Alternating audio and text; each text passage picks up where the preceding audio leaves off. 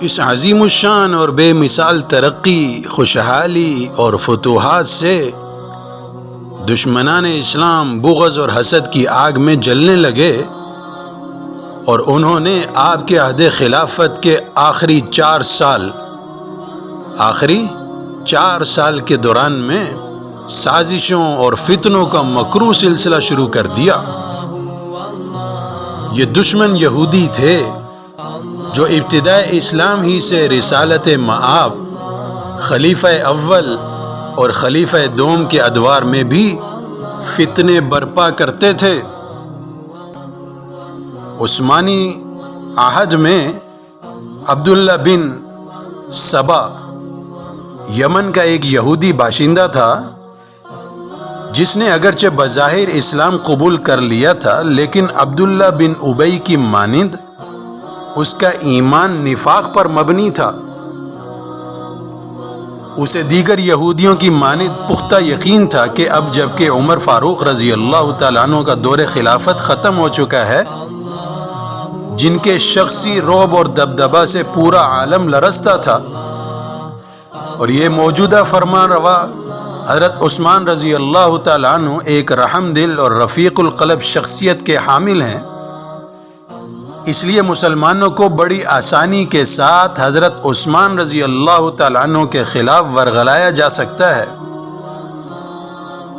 دراصل یہی وہ فکر تھا جس کے نتیجے میں خلیفہ دوم کی شہادت کے فوراً بعد اسلامی محروسات میں بغاوتیں اور شورشیں برپا کی گئی تھیں، لہٰذا عبداللہ بن سبا نے امیر المومنین کے خلاف رائے عامہ کو گمراہ کرنے کا منصوبہ شروع کیا۔ اس نے بنو امیہ اور ہاشم کی قبل اسلام عصبیت کو ابھارا، حجاز، بصرہ، شام، کوفہ، مصر اور خدا جانے کہاں کہاں ملک میں شورش برپا کرنے کے لیے آوارہ گردی پھرتا رہا۔ پہلے یہ الزام عائد کیا گیا کہ حضرت عثمان بنی امیہ کا اقتدار قائم کرنے کا منصوبہ بنائے ہوئے، امیر معاویہ کے بارے میں کہا گیا کہ یہ خلیفہ کے بھائی ہیں، اس لیے انہیں بڑے صوبہ شام کا گورنر مقرر کیا گیا، حالانکہ حضور صلی اللہ علیہ وسلم نے بھی ان کو اس منصب پر فائز فرمایا تھا، بلکہ خلیفہ دوم حضرت عمر فاروق رضی اللہ تعالیٰ عنہ کے محبوب گورنر میں سے ایک تھے۔ بعد میں ایک نیا الزام عائد کیا کہ امیر المومنین بیت المال کی دولت عزیز و اقارب رشتہ داروں میں تقسیم کر رہے ہیں، حالانکہ انہوں نے کئی اجتماعات سے خطاب کرتے ہوئے ثابت کر دیا تھا، اور عوام بھی مطمئن ہو گئے کہ وہ اپنے عزیز و اقارب کی خدمت ضرور کرتے ہیں، مگر بیت المال سے نہیں بلکہ اپنی اس نجی دولت سے جو حضور صلی اللہ علیہ وسلم کے مکی دور سے مسلسل اسلام اور مسلمانوں کی خدمت میں سب سے زیادہ اور بے تحاشا خرچ کی جا رہی ہے۔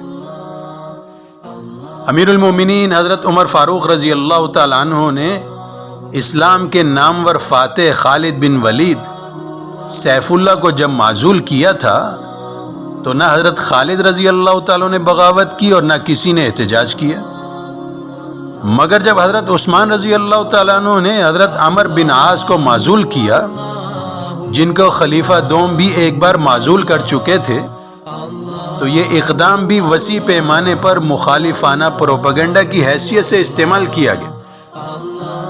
چونکہ امیر المومنین کے تمام اقدامات صداقت اور دیانت پر مبنی تھے، اس لیے انہوں نے خود اکابر صحابہ پر مشتمل ایک تحقیقاتی کمیشن مقرر کیا، جس نے ملک کے طول و عرض میں دورہ کر کے عوام کی شکایت کا جائزہ لیا۔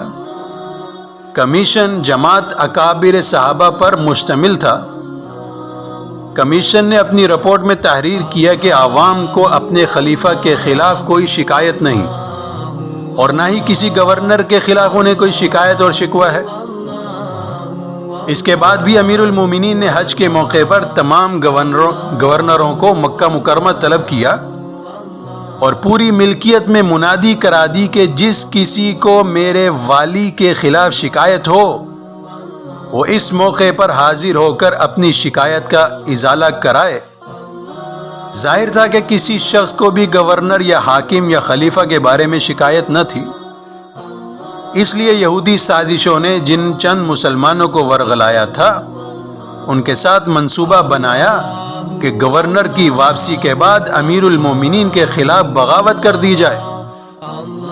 چنانچہ یہودی سازش کامیاب ہوئی اور کوفہ، بصرہ اور مصر سے آنے والے 1000 افراد نے مدینہ میں داخل ہو کر امیر المومنین کے مکان کا محاصرہ کر لیا، حتیٰ کہ مسلسل 40 روز تک کھانا پینا تک اندر نہ جا سکا۔ وہ پانی بھی جو عہد رسالت میں حضرت عثمان رضی اللہ تعالیٰ عنہ نے ذاتی سرمایہ سے خریدے ہوئے کنویں سے اہل مدینہ کو مفت سیراب کر رہا تھا اور آج تک اس کی فیض رسی جاری تھی۔ بہرحال حضرت عثمان رضی اللہ تعالیٰ عنہ نے حضرت علی، حضرت طلحہ، حضرت زبیر اور ازواج رسول کے پاس پیغام بھیجا کہ ان باغیوں نے میرے لیے ہر شے پر پابندی عائد کر رکھی ہے، اگر آپ حضرات پانی کا انتظام کر دیں تو ممنون ہوں گا، شکر گزار ہوں گا۔ اس آواز پر سب سے پہلے لبئی کہنے والوں میں حضرت علی اور ام المؤمنین حضرت حبیبہ رضی اللہ تعالیٰ عنہ تھیں۔ حضرت علی رضی اللہ تعالیٰ عنہ رات کے آخری حصے میں پہنچے اور باغیوں کو مخاطب کیا کہ تمہارے یہ ڈھنگ مسلمانوں کے نہیں ہیں، بلکہ کفار نے بھی ایسے بدتر سلوک روا نہیں رکھے۔ تم پانی اور خوراک بند کر رہے ہو، جبکہ روم اور فارس کی حکومتیں بھی قیدیوں کو کھانے اور پانی سے محروم نہیں رکھتی۔ پھر ام المومنین حضرت ام حبیبہ خچر پر سوار ہو کر تشریف لائیں۔ محاصرین نے ان کو روک لیا اور خچر کے منہ پر تھپڑ مارا۔ ام المومنین نے کہا، میں امانتوں کے متعلق حضرت عثمان رضی اللہ تعالیٰ عنہ سے گفتگو کرنا چاہتی ہوں، مجھے جانے دو۔ ایک گستاخ آواز آئی کہ جھوٹی ہے، اور تلوار سے رسی کاٹ ڈالی۔ آپ گرتے گرتے بچیں اور واپس تشریف لے گئی۔ 18 ذی الحجہ 35 ہجری کو چند باغیوں نے گھر میں داخل ہو کر امیر المومنین کو بے دردی کے ساتھ قتل کر دیا۔ روایت کے مطابق امیر المومنین کی میت کو چند صحابہ نے، جن میں حضرت علی، حضرت طلحہ، حضرت زبیر، حضرت کعب بن مالک، حضرت زید بن ثابت اور حضرت حزام رضوان اللہ تعالی علیہم اجمعین شامل تھے، میت کو اٹھایا اور جنت البقیع کے مشرقی سمت میں سپرد خاک کیا۔ حضرت علی رضی اللہ تعالیٰ عنہ نے شہادت کی خبر سن کر مسجد نبوی میں فرمایا، جاؤ اب تمہارے واسطے ہمیشہ کے لیے ہلاکت اور تباہی ہے۔ حضرت عبداللہ بن سلام رضی اللہ تعالیٰ عنہ نے کہا، قتل عثمان سے فتنوں کا جو دروازہ کھلا ہے وہ اب قیامت تک بند نہ ہو سکے گا۔ 18 ذی الحجہ 35 ہجری کی شب تیسرے خلیفہ راشد سیدنا عثمان غنی رضی اللہ تعالیٰ عنہ نے نبی کریم صلی اللہ علیہ وسلم کو خواب میں دیکھا، جو فرما رہے تھے کہ عثمان آج روزہ افطار میرے ساتھ کرنا۔ حضرت عثمان رضی اللہ تعالیٰ عنہ سمجھ گئے کہ شہادت کی اعلیٰ اور عرفہ مبارک گھڑی آ چکی ہے، جس کی بشارت خود حضور صلی اللہ علیہ وسلم نے اپنی حیات طیبہ میں دی تھی۔ بالآخر 18 ذی الحجہ 35 ہجری میں آپ 40 دن محصور رہ کر بھوکے پیاسے تلاوت قرآن مجید فرماتے ہوئے شہید ہوئے۔ سبحان اللہ، اللہ اللہ، کیا موت ہے، کیسی سعادت ہے کہ قرآن کی تلاوت فرماتے ہوئے جان دی۔ قرآن سے محبت کی دلیل ہے۔ مشکل وقت میں قرآن کی تلاوت کرنا ہمارے لیے بڑی اس میں رہبری ہے۔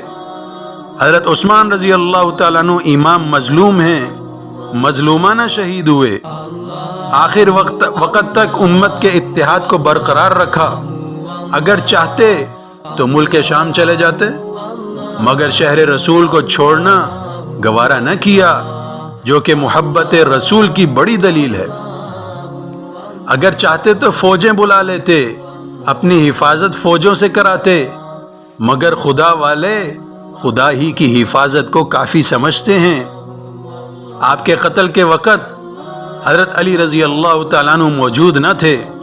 آپ نے سنا تو فرمایا کہ اے خدا، جانتا ہے کہ ان کے قتل پر میں راضی نہ تھا اور نہ اس پر مائل تھا۔